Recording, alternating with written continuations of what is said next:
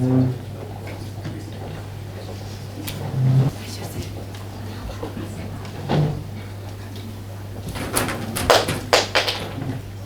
құрметті студенттер, демалушылар, бізге бүгін дәстүрлі форматта елшілердің дәрісін жалғастырамыз. Бүгін қонақта Үндістан елшісі келіп отыр, сол себептен де дәріс өте қызықты болады деген ниеттеміз. Welcome, Your Excellency.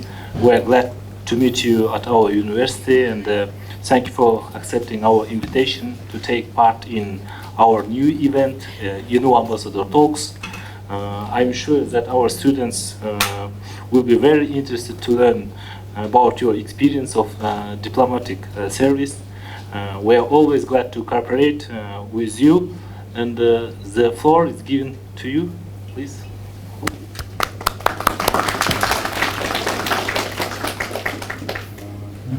Thank you, Steve. And I had a warm reception by the director. My colleagues, Director Sanjay Vedi and Raj Anand and Arvind from the embassy. Dear students, just now I heard from the Dean that you started this Ambassadors Talks. So ambassadors are known for talking. So at first, let me take the opportunity. I think it's all international studies students. Let me take the opportunity to welcome you all to the fascinating world of diplomacy and practice of international relations. Everyone may not become a diplomat, but they can practice international relations in a different way. This profession was, is, and will remain relevant ever and grow in influencing the lives of common man in the times to come. You chose not only an important but a captivating career to pursue at this juncture. For a young country like Kazakhstan, your role will be extremely critical in its pursuance of peace and prosperity, not only to its people, but to the entire region. Traditionally, diplomacy was viewed through a prism of conduct of bilateral relations, through negotiations, resolving differences or conflicts, promoting bilateral interests, including peace, prosperity, stability, overall, for the mutual benefit of peoples. An essential part or the core of diplomats' responsibility, in simple words, is safeguarding and promoting one's nation's interests. That would have never been easier, though. Every phase in history, you can't say today it is difficult, yesterday it was easier. No. Every phase of history had its own share of challenges. But diplomacy has become more and more complex in a globalized world. The world was never in such a situation wherein everyone, every nation is so interlinked and interdependent. So the new set of challenges have emerged and are emerging. The challenges like terrorism, cyber attacks, pandemics, climate change, economic volatility or uncertainty, they are all, whatever I mentioned just now, are not nation-centric, but are trans-border in nature. And as the interdependency is the order of the day, it leaves diplomats with much more to do. You need to work out collaborations, both regional, multilateral, new alignments or non-alignments, and in-depth analysis of the issues. The role is getting different. Hence, I reiterate, the diplomat's work has become more complex and one needs to handle it deftly and swiftly to ensure the nation's interests. In India, diplomacy, as it is as old as Ramayana. Anyone knows about Ramayana? Heard about Mahabharata. So these were the epics written thousands of years ago. So we really, in modern day diplomats, try to look at our past, and we find some very fascinating facts about diplomacy. King Rama sent Hanuman. Hanuman is monkey god to present to the present day Sri Lanka as his in Sanskrit it is called Dut. Today we call Dut as envoy. So what he did, Hanuman, he explained, he really did the same diplomatic duties. He explained to King Ravana, who is bad in the system, on the strengths of King Rama and what he did against the righteous path, dharma, we call in Sanskrit.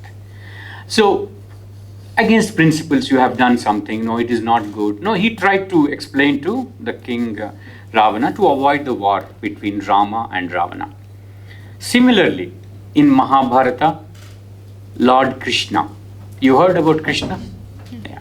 Lord Krishna was sent by Pandavas. They are 5 cousin brothers, and then they have 100 other step brothers, that is Kauravas, to bargain, to give them at least 5 villages to govern. Now, basically, brothers used to divide the kingdom into 2 halves or like that. But no, not even half, just give 5 villages to govern, so that now let us not get into the war of Kurukshetra. It's a magnificent epic. If you have time, sometimes you can go through the the summary of it. When it failed, the war became imminent. When his diplomacy failed, war became imminent. In both, we could interpret diplomatic duties, sensitivities, privileges, protocols, and to an extent immunity too. So who is a diplomat? I'm sure in international relations class you are given the definition. They're referred to as envoy, ambassador representing a sovereign state, or today it can be an intergovernmental body, United Nations, Еธ์У, such bodies like WTO. So who can mediate conflicts in a tactful way, negotiate agreements in favor of his own country. There are many definitions. Sir Henry Wotton, a 17th century diplomat, famously, or sometimes you can interpret in a humorous way also, an ambassador is an honest man sent abroad to lie for the good of his country. But today, the world is interconnected. Transparency is more effective than secrecy for a diplomat, because everyone knows what is happening at every corner of the world. That's why again and again I recall a book. I'm forgetting the author. World is Flat. Yeah, Thomas Friedman. So conducting diplomacy has completely changed. In simple terms, your proposals should be so transparent, so effective, that the other diplomat across the table must be convinced that your proposal is for a win-win situation. What a diplomat should possess. Diplomacy is art of saying difficult things in a sensitive and non-offending or non-controversial way. The ability to convey, you want to say no for something, you convey rejection, or disagreement without causing an offense or closing the door for future dialogue. In diplomacy, there is no closure. No, you keep talking, you keep negotiating. That is the art of diplomacy.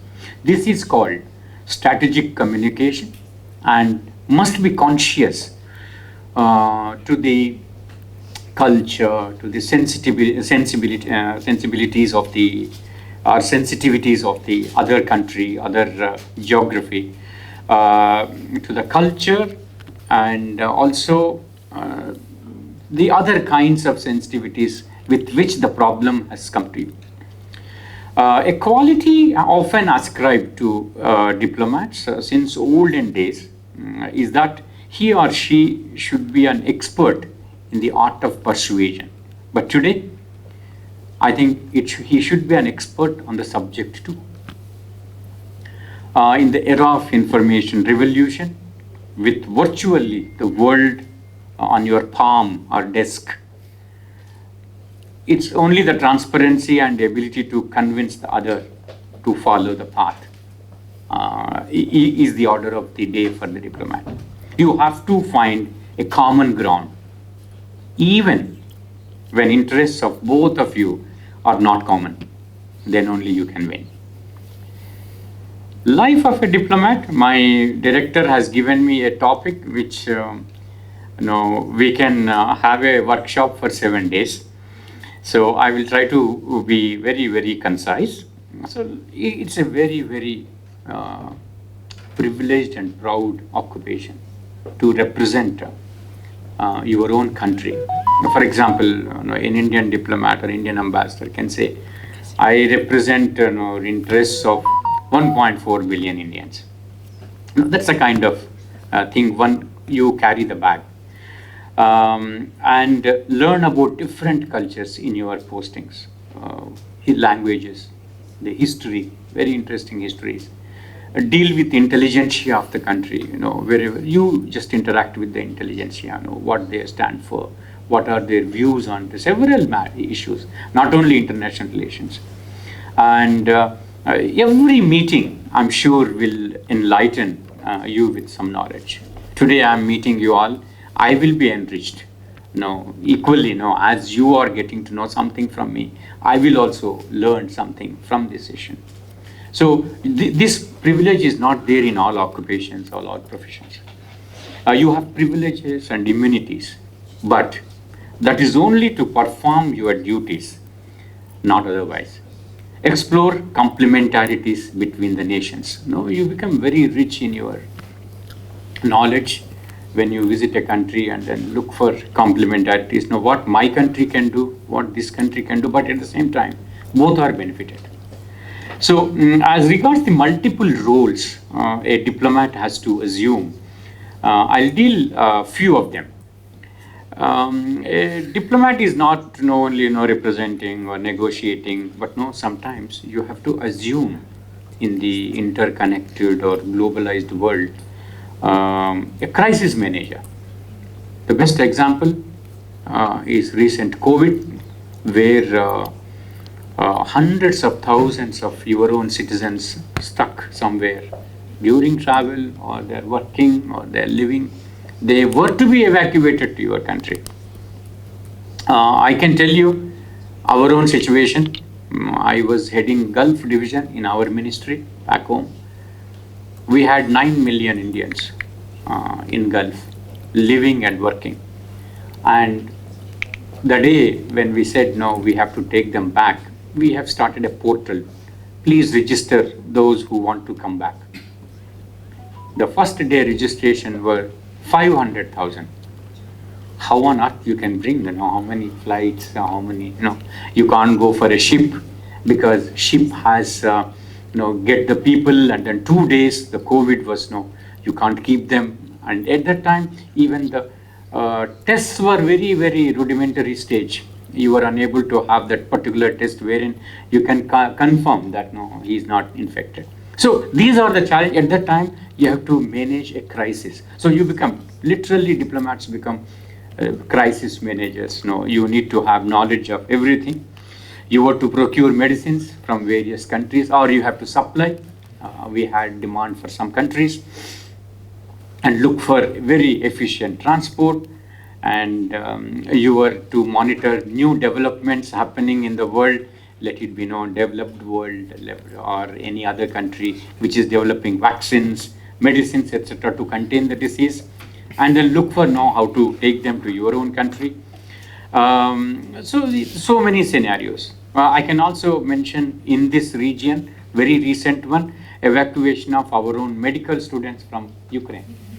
When the war broke, we had thousands of students from wherever we organized the aircraft. So there comes now a diplomat's life, or the role becomes of a crisis manager. We should be very efficient, we should be very swift. So you assume those roles. It requires a lot of coordination. Even during how to evacuate was a question, but finally, you managed.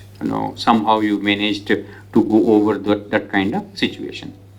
So it is famously said that where diplomacy ends, the conflict or war begins. So diplomacy's victory could be seen in the history. Not Ukraine-Russia conflict, but Cuban Missile Crisis. It was averted. You will be studying, or your teachers will be telling you, which has really avoided a nuclear catastrophe.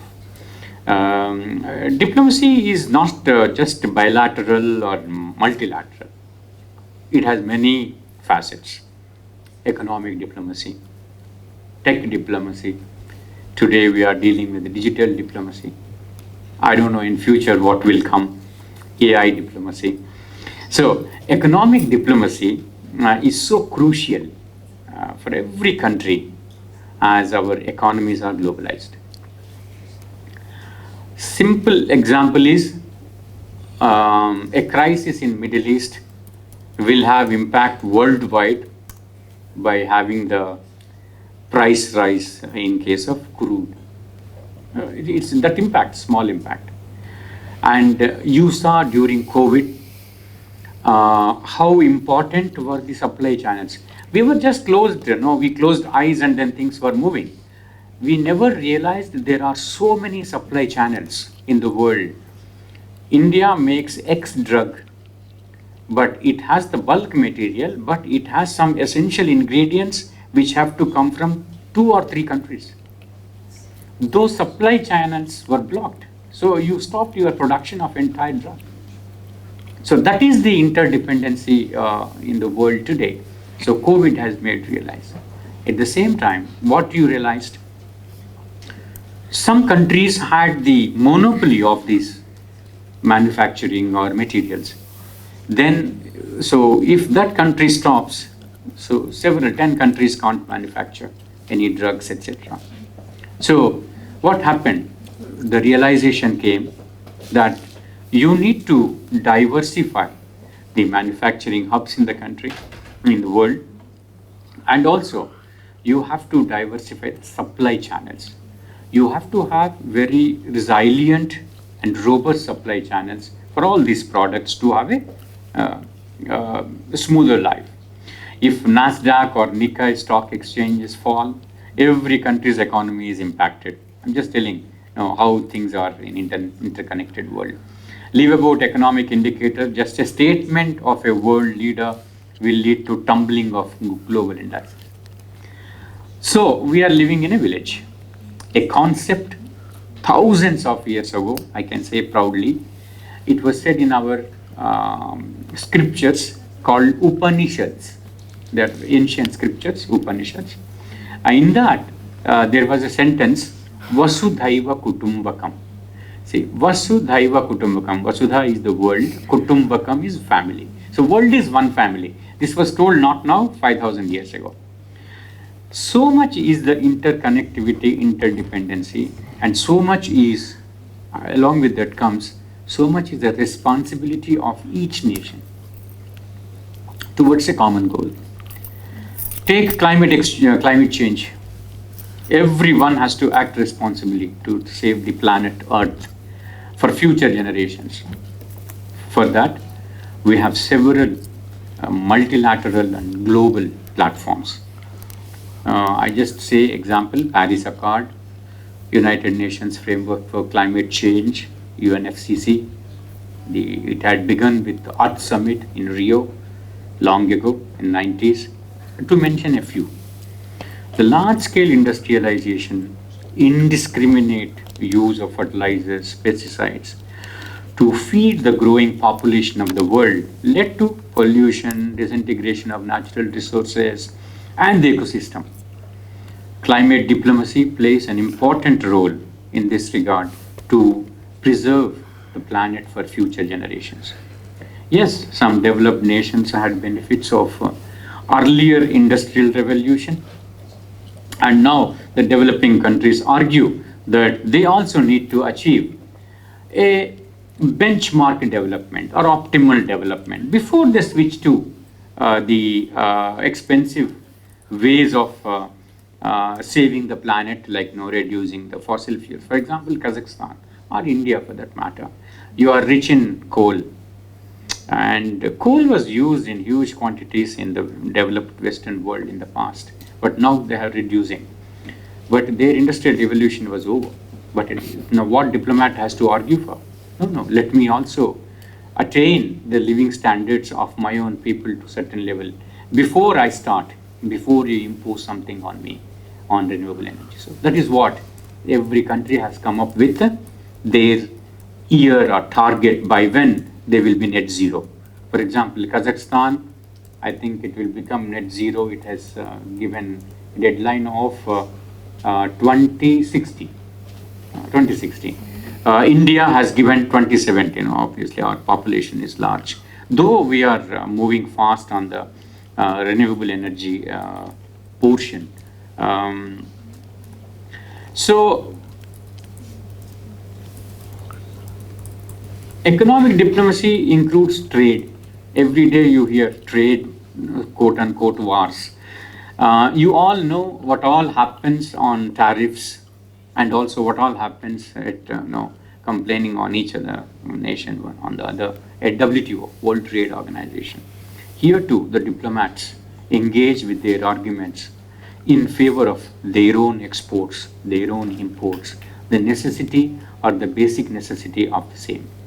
As regards trade in services too, diplomats will have handful of work. And I don't want to deep seek into tech diplomacy. And as you all know, what is happening with chips, artificial intelligence, and its impact, not just on the tech, but across the board, on employment, industry, manufacturing, research and development, education, etc. I have been in this profession for 32 years. It's a wonderful journey, I must tell you, because you are all budding and then aspire to be diplomats. I just wanted to deal briefly on that. I moved from various geographies, Iran to UK, UK to Bhutan. Bhutan, anyone knows where it is located? Yeah. To Switzerland, to Turkmenistan, to US, to Kazakhstan. Varied geographies, varied cultures, and it enriches you. India has close relations with all the whatever countries I served. But today, India is growing, and it is the 5th largest and fastest growing economy in the world, with 1.4 billion population, with rich diversity. We always quote as a diplomat our multi-religious, multi-ethnic, multilingual India as a strength, and as the largest and most vibrant democracy on the earth. This is the soft power of a country. You also have from Kazakhstan to say what are your strengths. It has over 60% of population as youth, and that we considered sometime, we used to consider it as a liability. Now today we consider as an asset, not only for the growth of India, but to drive the economic engine of growth of the world. You need youngsters, you need youth who can upskill themselves and then become part of this economic activity. Today, India, nowadays, as I said again and again, interconnected. Many Kazakhs may be living in US, UK, Europe, etc., working for themselves, working for local companies. As is the case with India, Indians are almost over 32 million Indians work abroad, various countries in various positions. I'm proud to say that some of them are politically active. They have become after becoming citizens. And today we have several Fortune 500 companies being led by Indians. I can quote one. Every day you look at, certainly everyone in this room. One is Google, yeah, headed by an Indian origin gentleman. So India, though the growing, it has been growing fast, but no, we have our own inherent challenges. We can't say that no, we don't have any challenges. We have challenges of infrastructure. We have challenges of educating the rural youth. We have challenge of the changing world to upskill the people to become. See, I have 100,000 coders. Your Chat GPT codes for small programs. You don't need people today. You just give instruction to Chat GPT. It will pick up a program. So, for example, we need investments in certain sectors for which our diplomats work, or we work, and in certain sectors of infrastructure. And then we also always, as a diplomat, you convey to your own country, economic policies, etc., have to be in consonance or attractive enough to attract investments from outside. So there also diplomat plays a role, to give back to your headquarters what you need to do to attract investments from particular country where you serve.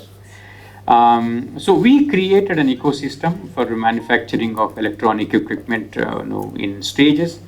We indigenously developed technologies which allow us to provide the high-speed internet, and I think cheapest in the world. India provides generic medicines, including to Kazakhstan and CIS region, and to the world at an affordable prices. Similarly, vaccines. We are the capital of the world, vaccine capital of the world. Coming to India and Kazakhstan, I must mention that we have a long-standing relationship. Our relations go back to civilizational linkages, energy rich, material rich, and which has the strong adoption rate of digital systems, Kazakhstan. Maybe very few people noticed that Kazakhstan people knew, but what are the strengths and then whether one should visit or not. But now, last year we had over 100,000 tourists from India to Almaty. Many economies, like whether it is US or whether it is China, they have grown. They are growing at a much lower growth rate because there is a stagnation for every country. So you will turn towards. But in case of India, still the growth is upwards, and our consumption also will be more because we import over 80% of our requirement of hydrocarbons by exports.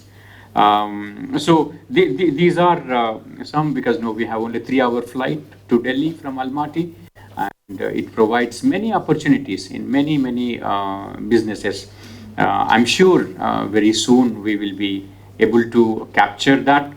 I said mineral rich because Kazakhstan boasts itself that you have all the minerals in the periodic table, which we appreciate, and many countries are looking for, and India is one of them.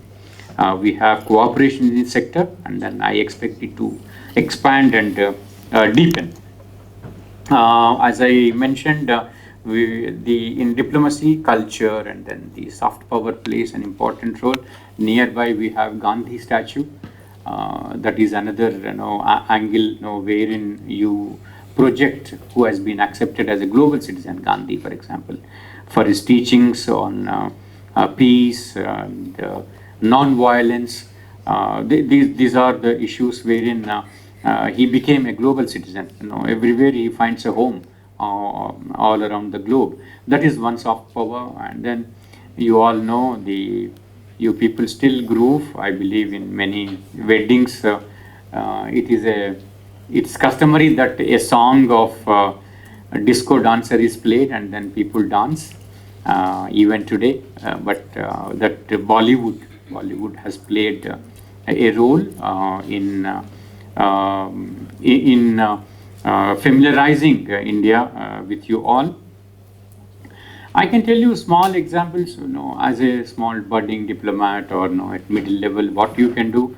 So when I was posted in London, so we were just not a manufacturing hub, but there were some stores who were trying to source materials for their stores.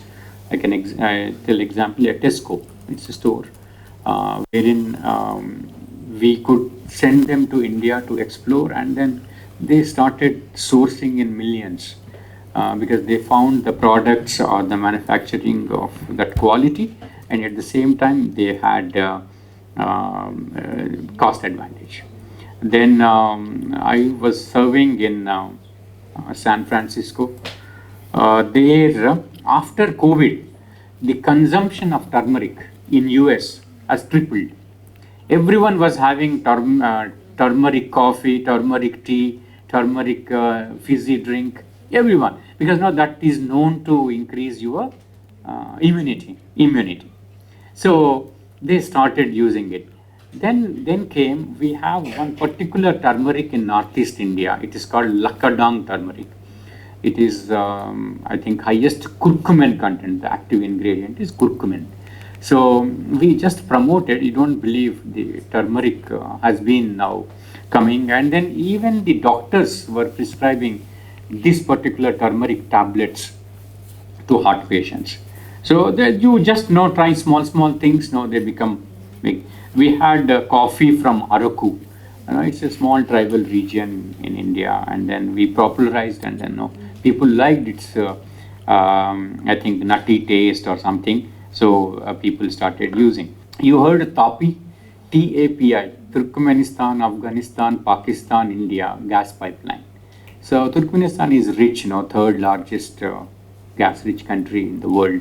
So some countries came together and then we worked for this gas pipeline. Of course, it is yet to see the light, but much work has been done. And it's not only the regional countries, but it was the countries who are not even attached were involved in making the project. But because of the geopolitical reasons, it didn't come up. But I think it has scope anytime, because that gas has to be evacuated to some place for making Turkmenistan resource rich, and also Afghanistan. Afghanistan will get transit fees from Pakistan and India, just transit fees. So it will boost its revenues, and also the gas pipeline, as it is growing, some industries also can come up. So we used to call it a peace pipeline, peace and prosperity pipeline.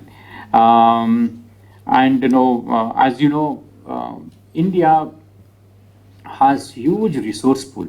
Any country, I see Kazakhstan also in that way. Your educational institutions are producing students with a lot of expertise, and then I can see youth in various sectors. Similarly, in India, we had. So there is a company called Novartis in Switzerland. It's a global pharma company. Even they supply to Kazakhstan also. So they went, when I was posted in Switzerland, they wanted to open a small one, a 100-seater lab in Hyderabad. So after 6 months, they came back and said, no, they are expanding into 10,000. I asked the reason. I believe they gave advertisement for recruiting 50 scientists, 50 chemists. So they got applications from 5,000, and in 5,000 there were 1,000 PhDs in chemistry. So they said, no, we can't get this human resources anywhere, and then ours is R&D, and then we want to shift. So that is the kind of things where you can gain. And then on the culture, I must say that we have yoga, director cultural center, Swami Vivekananda Cultural Center is here, and we teach yoga, Indian music, dance. And last year when we had June 21st is the International Day of Yoga, and when we did that pyramid, you don't believe, thousands of people came, and then in the morning 7 o'clock they were practicing yoga. So that is another soft power you always can explore from your side. But I don't want to bore you some more with these few remarks. How the life or how the diplomacy is. I leave it to you, and I thank the university for choosing me as the first one in Ambassador Talks. I am honored and privileged, and thank you very much for the time, and thanks for the patient hearing. I was just looking for someone who is sleeping, because you are seated. So no, luckily not. I didn't find one. Thank you very much. Yeah. You have a question and answer session. I'm okay with questions. Yes, sir, you can ask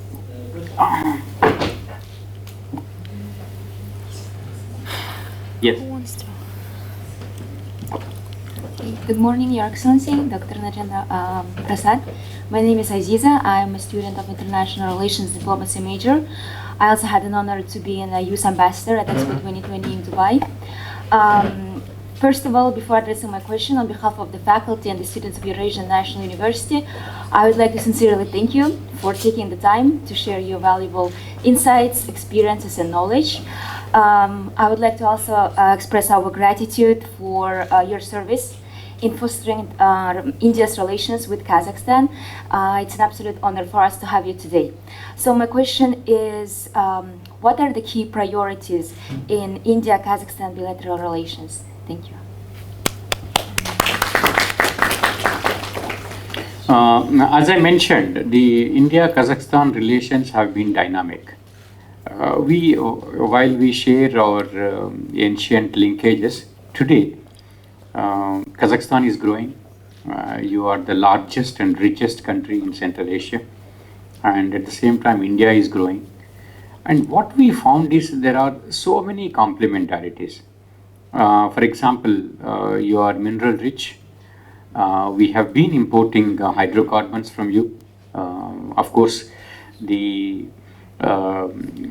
nowadays, because you buy spot buying, etc., is there. No, sometimes some country dominates other country, but we have intent to have a long-term agreement by oil. That is one. And on minerals, we already have something going on in titanium, but we look towards more cooperation because now we have technology, we have investment capabilities, and you have the resource. So there we would like to see some of the critical elements.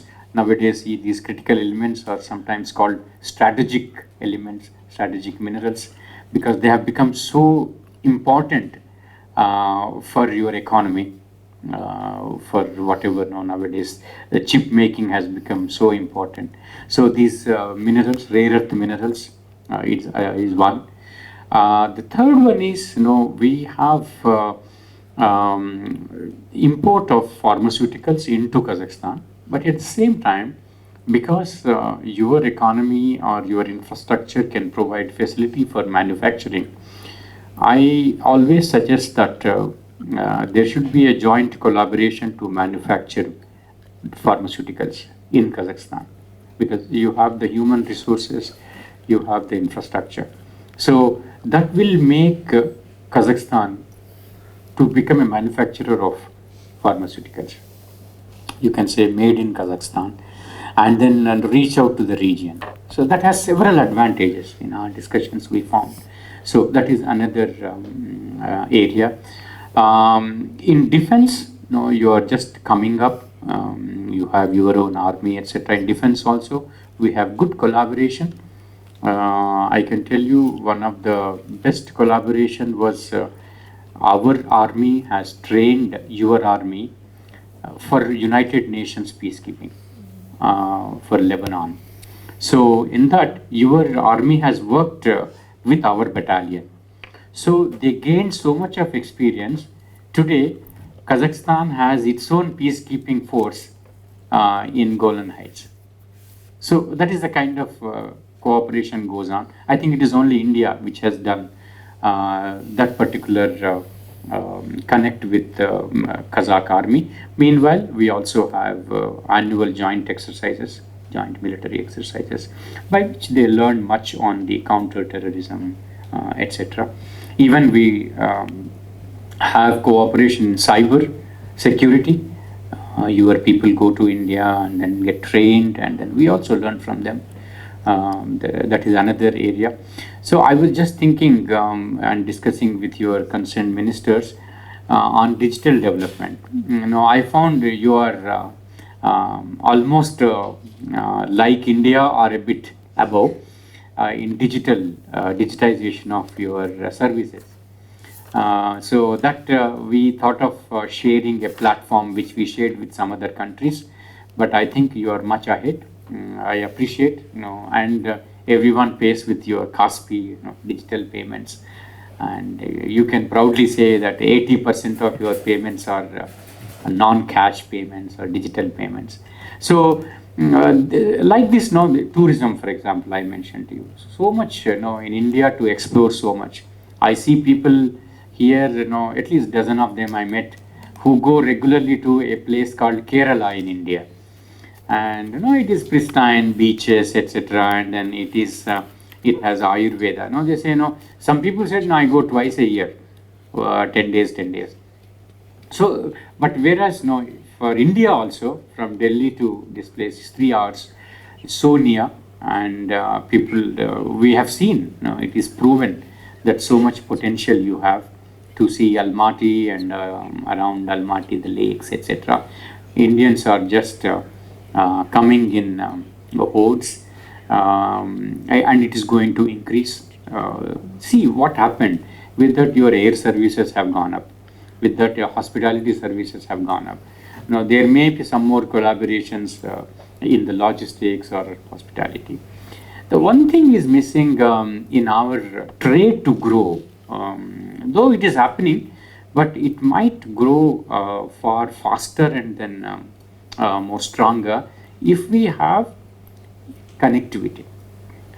So we have been looking at North-South, INSTC, International North-South Transport Corridor, we call it INSTC. Of course, Kazakhstan is looking at other alternatives to reach to Europe, but to reach to seas, I think if you find the INSTC route, if it is strengthened, that will be the best. And then India has developed and also going to invest more in a port called Chabahar in Iran, and that will link Afghanistan and Central Asia also. So Chabahar we developed basically to provide food grains from India to Afghanistan when the conflict was going on. So these are only a few areas, but I can say sky is the limit between India and Kazakhstan. We have several things to deepen and expand relations in sectors.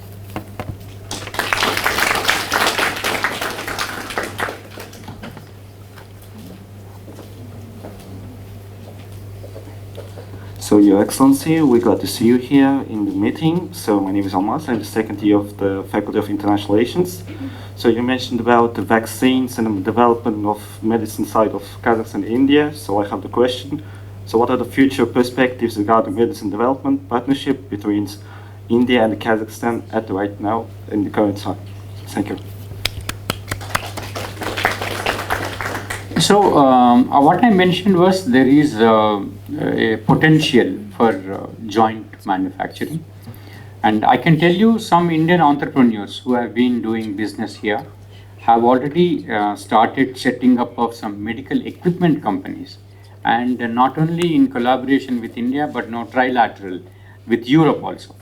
So medical equipment. So I see a lot of prospect, but only thing is, as I mentioned in my talk, you need to create an ecosystem to attract. So your regulations, your incentives, those things come into play when a business want to come and then thrive. So the people are working on it. People are approaching concerned authorities here, what best can be done. And manufacturing of pharmaceuticals requires some the active ingredients, raw materials, etc.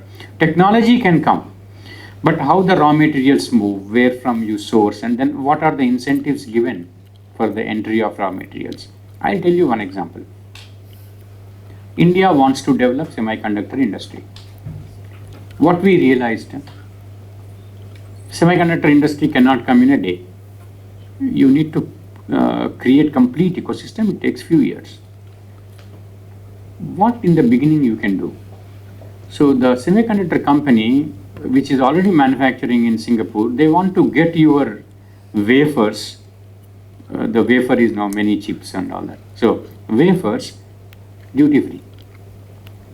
Whereas your country has no heavy duties on any such import. So if you want to create an ecosystem to begin with, you have to lose somewhere. So you need to create that kind of system. For example, you want to create an ecosystem for manufacturing pharmaceuticals. No, you create ecosystem. People will be ready, but no one is going to come until and unless it is going to give a profit. No businessman will come. So that you have to keep in mind, and I think we are moving in that direction. Everyone does. That will be a win-win also, because you grow or you upgrade yourself as a manufacturing country, and also you have Eurasia Economic Union, wherein you can send the manufactured goods without any customs duties, free movement.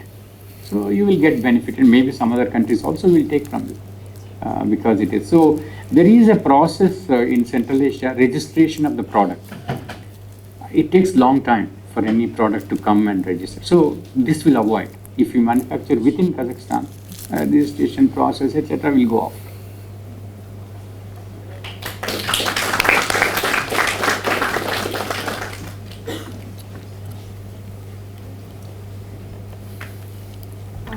First of all, welcome to our university and thank you for your coming. My name is Amina. I'm a student of Oriental Studies. So my question is, how do you think, how important is cultural diplomacy in India's foreign relations? Thank you. No, thank you. It's very important that we project our culture. And sometimes cultural diplomacy is so strong that it cements the relations and helps in building up political and commercial relations. So that is the power of soft power or cultural diplomacy.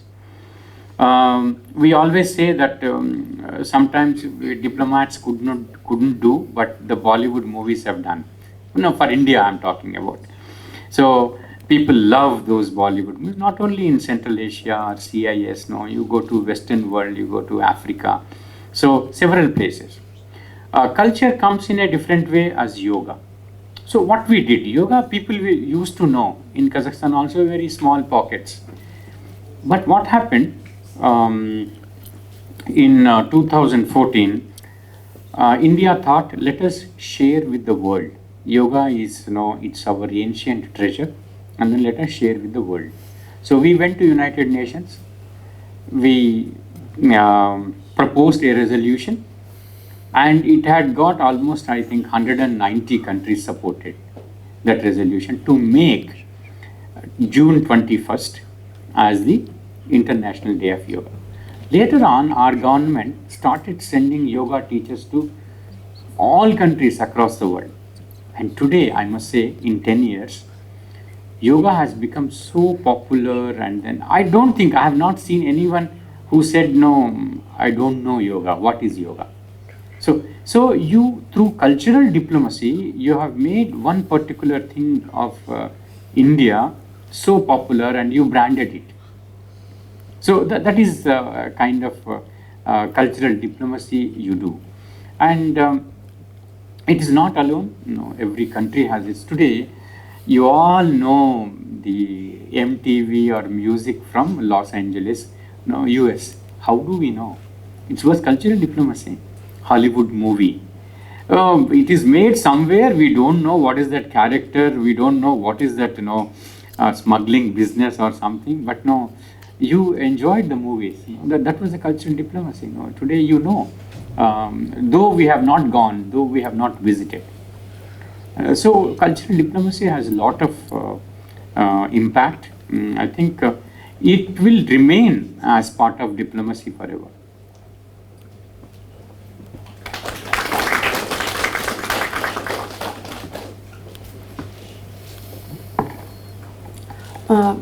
Good afternoon, dear Your Excellency, Dr. Nagendra Prasad.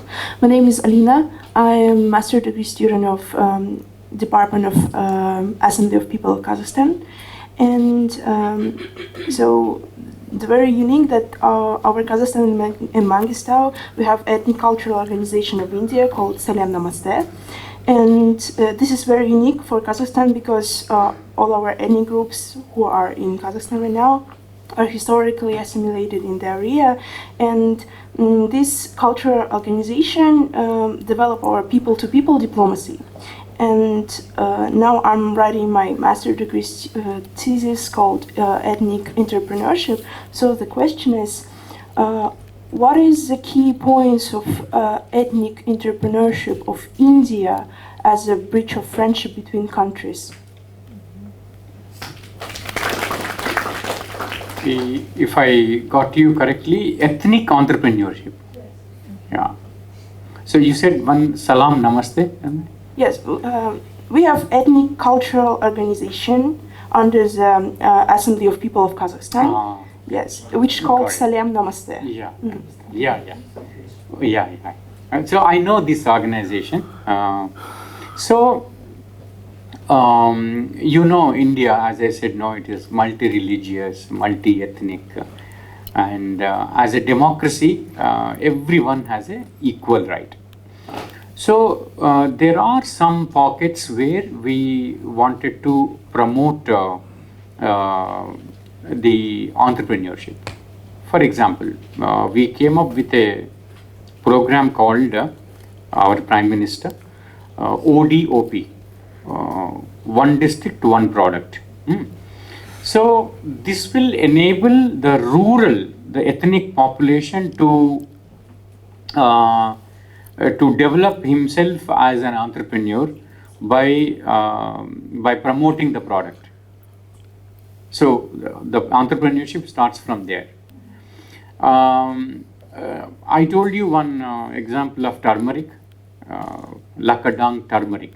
Turmeric is a spice. A turmeric, everyone? Kurkuma.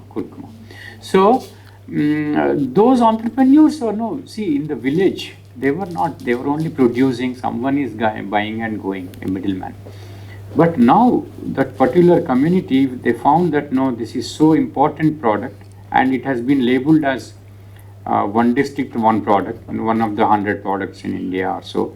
So they have become entrepreneurs. It directly gets exported, because of their grouping, etc., to other countries, and they get better price.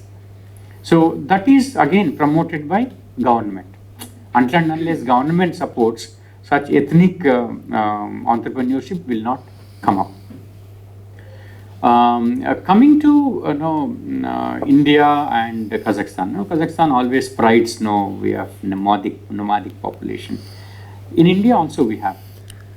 We call them in different names, but they always used to cultivate. Once the soil's fertility is over, they move to another place. So shifting, we call it shifting cultivation, or in India we call it podu cultivation. So we have those people, and we find several similarities. Where here also people were moving from one place to that is where your horses came handy.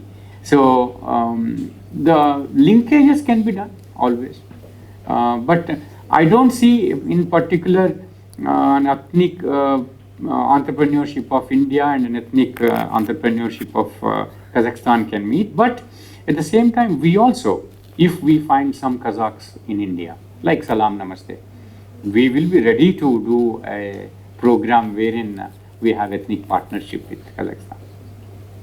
Thank you.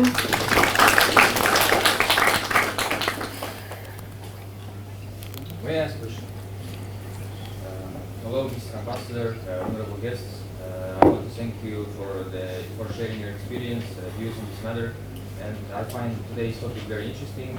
And I wanted to ask you about your experience. You served 30 years in international affairs of India, and you in this quite big, it's a long period of time, and you probably met a lot of people on high positions, government officials, diplomats, maybe presidents. And I want to ask you, how do you carry yourself in front of that kind of people? Maybe you humble yourself, or even you stand firm and show your power. And how do you previously mentioned about win situation, and how do you get to that situation with that kind of people? Thank you. Difficult question. So see, I think humility should be the main character. See, showing power, I don't know. Nowadays it is different at the leadership level. But as diplomats, whenever you met, you put forward your point to an extent possible the other party understands it in the right manner. But you can't push beyond a certain limit. The personalities you meet are no less, and if you want to push your power or so, it will come back to you from that side. So my experience has been that be right to your own safeguarding your interest. If there is going to be some damage to your interest, yes, you will be firm and you will say it is not possible. That's what I said. Without hurting the sentiments of the other party, you will say, no, it's not possible for us. But always be humble and then demonstrate humility with the other party. That will yield results. Thank you so much for your interesting lecture. We know it's you. I have one small point which my colleague has reminded me. There are some ICCR scholarships we provide.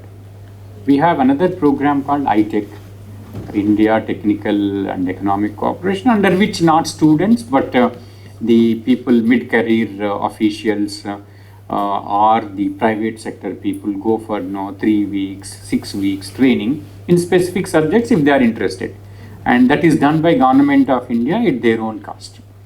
And we also have these ICCR scholarships for undergraduate and postgraduate programs, PhD also. And some people have utilized from Kazakhstan and they were happy. And it is going to open up on 20th February. And the Swami Vivekananda Cultural Center Director, Mr. Sanjay Vedi or Mr. Asad, who works there, they can provide you more details. If someone wants to go for the master's or PhD, there are very good institutions which we provide, and we provide scholarship and then other some funding also as a scholarship, and then the tuition fee will be waived. So look for India. I know you are all you are like Bola Shock and all that scholarships are there, but still India is very near. You can pursue these. I found your diplomats or your senior officials going for the ITech training, no one came with a complaint. They were all so happy to have undergone that training program. Even I met one of your ministers who had undergone when he was young that particular training program. So just look for this. I think it is there on our website, Indian Embassy website or SVCC website. Look at and then spread the word. If someone is interested, we will be very happy to send them. Thank you. The second lecture for our students, and we hope not the last. Thank you so much.